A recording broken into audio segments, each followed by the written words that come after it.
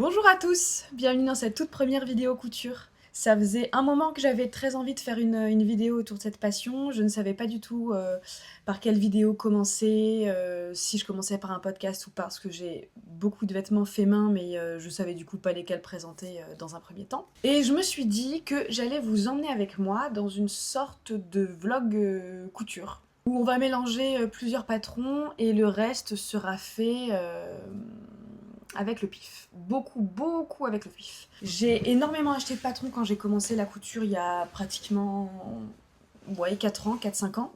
Maintenant, j'en achète beaucoup moins, voire quasiment pas, et je hack en fait ce que j'ai déjà en m'inspirant de looks que je repère sur Pinterest ou dans la rue, ou enfin peu importe. L'idée étant d'arrêter de dépenser et de réutiliser des patrons en faisant un peu fonctionner ces mélanges. Cette vidéo, du coup, ne dérogera pas à cette règle que je me suis fixée, à savoir la chance, l'observation et le pif. Donc pour aujourd'hui, je vais m'inspirer d'une chemise que j'ai trouvée sur Mesdemoiselles Paris. Donc c'est une chemise en voile de coton, légèrement oversize. C'est pas une coupe crop top, mais c'est pas non plus une coupe très longue, en tout cas pour la longueur. J'aimais bien, bon déjà que ce soit du voile de coton parce que ça me permettait de me projeter. J'aime bien le détail de ces volants sur ces grosses manches bouffantes. La manche qui tombe un petit peu sur le poignet. Peut-être que moi je la ferai un peu moins tomber parce que pour une raison de praticité. Je pense que ça va vite m'agacer d'avoir les manches qui traînent partout, mais vous voyez un peu l'esprit. Pour ce qui est du tissu, le voici. Donc un voile de coton, transparent, hein, on voit un petit peu à l'extérieur, enfin derrière, mais je pense qu'avec les motifs ça ira, parce que je ne porte pas de soutien-gorge. J'ai une poitrine beaucoup trop petite pour m'emmerder avec ce genre de choses, donc il faut quand même que je puisse composer. Je sois pas gênée quand je porte mes vêtements. Autant ça me gêne pas du tout de pas en porter, mais je veux quand même pouvoir porter mes vêtements sans me poser la question toutes les 5 secondes, si ou pas, est-ce que voilà. On part là-dessus, je sais pas, alors honnêtement c'est ma première vidéo, je ne sais pas du tout comment ça va se passer, il y a de fortes chances pour que cette vidéo s'arrête aujourd'hui, reprenne le surlendemain ou encore beaucoup de jours après. J'espère en tout cas que vous prendrez plaisir. A tout de suite. Je vais vous présenter quand même les patrons que j'ai sélectionnés, qui sont des patrons que j'ai énormément cousus par le passé. Le premier patron, c'est un patron de Vicky Sue, de chez Vicky Sue. Et c'est la blouse Cynthia que j'ai énormément cousu pour des chemises oversize. Je l'aime beaucoup. L'inconvénient des patrons Vicky Sue, c'est quand même quand vous en achetez un patron, vous achetez qu'une seule taille et c'est un peu gavant. En vrai, c'est quand même gavant d'avoir qu'une seule taille quand on met le prix dans un patron. Mais je les aime bien, je trouve que les coupes sont assez recherchées, sortent un peu de ce qu'on peut trouver sur internet et sont assez modernes. Et le deuxième patron pour lequel je vais choper quelques inspirations, c'est le patron de la blouse Antea de Hannah Allen. J'ai hésité entre ces deux patrons parce que il y a une photo, c'est pas très clair sur le site, il y a une photo où on a l'impression que le début des manches commence assez tôt sur l'épaule, en fait sur la tête d'épaule. Mais toutes les autres photos, les volants, qui commencent du coup dans la manche, tombent en fait très loin. Je ne sais pas si vous vous en rendez compte quand je vous le montre comme ça, mais du coup c'est pas très clair pour moi. Ouais non, c'est pas clair. Hein. Non, c'est pas clair du tout. Nous nous sommes concertés dans ma tête pour savoir ce que nous allions faire. Il y a décidément une photo où la tête de manche est beaucoup trop basse à mon goût. Une autre où en fait je pense que la blouse partant à l'arrière dans le dos, ça retire un peu la tête de manche. L'autre photo, c'est du coup trop court pour moi. Donc ce qu'on va faire, c'est qu'on va faire un mi-chemin au pif, hein, du coup. Retenez bien que ça va être l'essence même de cette vidéo, ça va être le pif. Je pense qu'on va partir là à peu près. On retient plusieurs choses de cette blouse. Elle est pas crop top, mais pas trop longue. Il y a deux sortes de volants, un petit et un grand. Au pif, on dit quoi ? On dit que ça fait ça fait quoi ? Ça fait 10 cm à peu près, on va dire. Donc il y en a un 10 cm, l'autre on a l'impression qu'il y a 3 cm d'écart, donc on se dit un 7 cm. On retient que pour les volants, ça a l'air d'être une sorte d'ourlet mouchoir. Enfin, en tout cas, pour nous, ce sera un ourlet mouchoir. Les manches un peu longues, froncées, donc ça va être nickel aussi. Le col normal, sans avoir la petite pointe, encore plus facile. Le dos est froncé, évidemment, et quel bonheur. Écoutez, on va couper. J'avais oublié que j'avais un petit micro. ce qui est quand même beaucoup plus pratique en fait. Ça me permet d'avoir... C'est un kit main libre, voilà, c'est un kit main libre. Quand je vous dis que c'est du pif, c'est-à-dire que le patron est un peu posé là au pif évidemment. J'ai tracé un peu à main levée tout ce que je souhaite rajouter. Là, écoutez, j'ai raccourci de 9 et 9, 18 cm. Advienne que pourra. Pour ce qui est de l'emmanchure, je vais l'agrandir parce que ça a quand même l'air d'être assez large par rapport à ce que j'ai sur ce patron. Donc pareil, pif, on agrandit de ça à peu près, en espérant que ça passe. J'étais en train de me demander comment j'allais faire pour les volants de la manche et en fait je me suis souvenu que dans ce livre, Ma garde-robe bohème chic, il y a des volants sur un des patrons que j'ai déjà cousu aussi plusieurs fois. Donc ça tombait bien. Il va falloir que j'ajuste, mais au moins j'ai la forme déjà de volant. Je savais pas trop comment les dessiner, donc c'est tant mieux parce qu'en fait j'aurais jamais pensé à cette forme pour faire des volants, j'avoue. Donc bon, on se retrouve tout de suite après.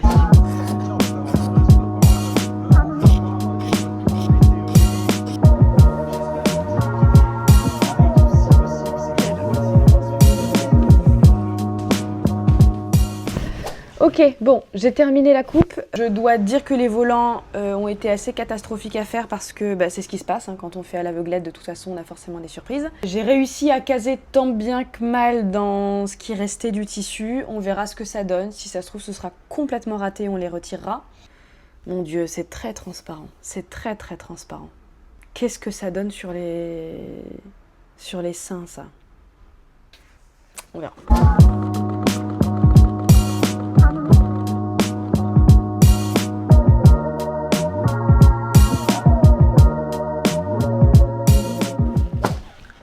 Bon, on a bien avancé.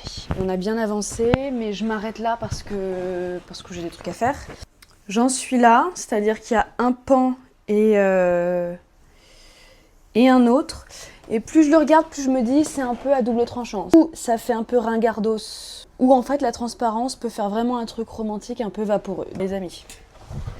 4 volants d'ourlet mouchoir, moi je suis rincée. Alors autant les ourlets mouchoirs c'est déjà un délire, mais alors sur des courbes, je n'en peux plus. C'est pas du tout encore attaché, mais en gros il y a la manche. Comment est-ce que je... Oui, bon, on se rend pas compte avec tous les imprimés. Mais en gros il y a la manche et là il y a les 2 ourlets qui viennent se superposer. Prochain truc, on rattache tout ça et puis on voit quoi. C'est pas trop mal. Je pense pas que ce soit un raté total, mais on continue d'avancer, on réfléchit pas trop parce que sinon je vais m'arrêter au truc. C'est pas trop crop top comme je le pensais, mais en même temps les ourlets sont pas faits, donc voilà, pareil. Écoutez, j'en suis là, on reprend une prochaine.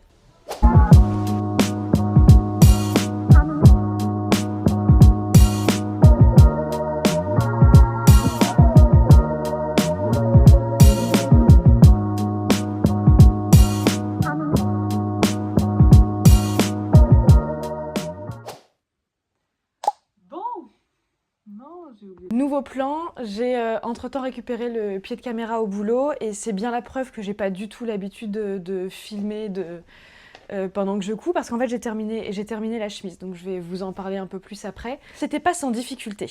Évidemment quand on le fait au pif, quand on le fait un peu à l'aveuglette, on a un peu des déconvenus. Donc je vais vous présenter un peu tout ça. Là, elle est lavée, repassée, terminée, il y a même les boutons qui sont là.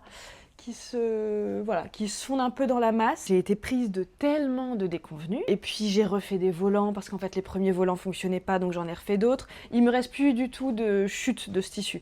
Par moment il me reste environ un peu moins d'1 mètre, il doit me rester 40-50 cm sur des coupons de 3 mètres quand je fais des trucs. Là il me reste plus rien, j'ai tout casé dedans.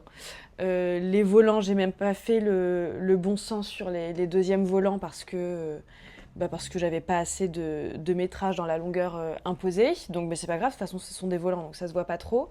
Comme j'ai terminé la cousette et que je ne vous parle pas au fur et à mesure et que j'ai évidemment pas pris de notes, il va falloir que je le fasse un peu de mémoire. Bonne idée quand même, c'était en effet de ne pas thermocoller pour garder la transparence du voile de coton et la souplesse. Si j'avais thermocollé notamment l'arrière du dos, bon, on aurait perdu cette fluidité, ce côté un petit peu vaporeux que je recherchais justement dans la blouse. Est-ce qu'on aurait peut-être dû quand même thermocoller les poignées de manches, pardon, et les pattes de boutonnage? Oui.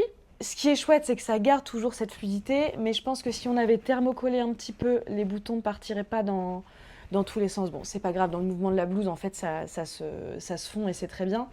Mais quand même, quand vous faites des boutonnières, évidemment, et des boutons sur un voile de coton non thermocollé, c'est quand même un peu limite. C'est fragile, voilà, c'est fragile. C'est fragile, non, elle est passée en machine, rien ne s'est déchiré, c'est pas le problème. Mais je pense en effet, écoutez, on n'a pas inventé le thermocollant pour rien, donc voilà, la prochaine fois, on se permettra quelques petits bouts dans du voile de coton. Du coup, le motif me sauve, hein. C'est transparent, mais comme le motif est très présent, on ne voit pas du tout la poitrine. Finalement, l'épaule ici, on aurait peut-être pu la raccourcir un petit peu, mais cela dit, avec un volant trop sur l'épaule, ça aurait fait un peu trop guindé peut-être. Il y a en fait tout le pan arrière, est-ce que ça se voit bien? Voilà, qui est beaucoup plus long que l'avant. Donc ça se garde, notamment avec le poids des volants, le poids des manches bouffantes qu'on peut voir ici et toute l'ampleur. Ça descend évidemment en arrière, mais ça ne me gêne pas. De toute façon, je vous montrerai des photos portées. Est-ce que je suis contente du résultat? Oui. Est-ce que ça ressemble à ce que j'avais en tête? À peu près. Est-ce que ça ressemble à la photo vraiment? Oui, ça s'en inspire, mais c'est pas un copier-coller. Cela dit, pour du pif, je trouve que c'est pas mal, et je sais qu'elle sera, je la porterai souvent. Elle peut paraître peut-être trop chargée pour certains, trop volumineux, trop machin, mais moi j'aime beaucoup quand il y a de l'ampleur, quand ça vole, quand c'est un peu aérien, j'aime beaucoup. Je suis désolée, je vous ai vraiment pas embarqué. Allez, j'ai filmé un petit peu en 2-3 images pour coudre, 2-3 images pour repasser, mais j'ai pas encore l'habitude, quoi. Si je refais, il faut quand même que ça devienne un réflexe et que je sois un petit peu plus organisée. J'ai du mal à me faire des sessions couture très longues, ou elles sont extrêmement longues, et ma manière de fonctionner, c'est que je trace, je peux même oublier de déjeuner, c'est pour vous dire. Je trace et je couds pendant des heures et des heures en oubliant un peu ce qui se passe autour, donc forcément je n'ai pas du tout ce réflexe de filmer encore. Ou alors je couds vraiment ponctuellement dans la journée, je me fais des mini-sessions pour avancer sur 2-3 trucs, et je trouve que c'est hyper contraignant en fait d'avoir le réflexe de sortir, de quoi filmer, parler. Déjà, si on n'a pas beaucoup de temps, je trouve ça augmente un peu la plage horaire. Donc on verra pour la suite. Ça, c'est fait pour cette blouse. Je vous incrusterai des photos portées ou des images, je sais pas encore comment je vais m'organiser. Écoutez, si ça vous a plu, on se retrouve pour autre chose. Je regarde un peu autour de moi parce que j'ai des projets couture et tricot là. N'est pas du tout terminé, mais j'en suis là. Gilet torsade de petite knit, donc forcément pas bloqué et tout, ça ne ressemble à rien. Est-ce que la couleur lui rend justice là? L'année dernière, j'étais dans une vibe un peu minimaliste, très neutre au niveau des couleurs, et je trouve que c'est quand même bien d'avoir des couleurs assez neutres dans sa garde-robe. J'en suis là, une manche est terminée, il m'en manque une autre. Si jamais c'est des choses qui peuvent intéresser, je pourrais en parler une prochaine fois. Cette vidéo un peu chaotique, qui part dans tous les sens, mais c'est une première, vous a plu, n'hésitez pas, je crois, à liker, mettre un commentaire, partager, échanger peut-être, oui, sous la vidéo. Le peu d'informations que je vous ai données sur les patrons utilisés, je vous les mettrai dans la barre d'infos. Peut-être à une prochaine vidéo. Je serai sûrement plus organisée si je refilme quelque chose, mais je ne vais pas me changer. Je pars très vite dans tous les sens, je parle de plein de choses en même temps, je parle avec les mains, je parle fort, je peux avoir un débit très rapide. J'essaierai de me canaliser, mais je ne peux pas me changer. J'échange un peu plus souvent et plus spontanément sur... Est-ce qu'on peut faire plus spontané que cette vidéo? Je ne sais pas. J'échange en tout cas plus spontanément sur Instagram, sur Messi Lucie. Je vous mettrai pareil les liens, tout ça en barre d'infos. Et puis je vous dis à très vite. Et merci d'avoir regardé jusque-là si vous avez tenu. Bye!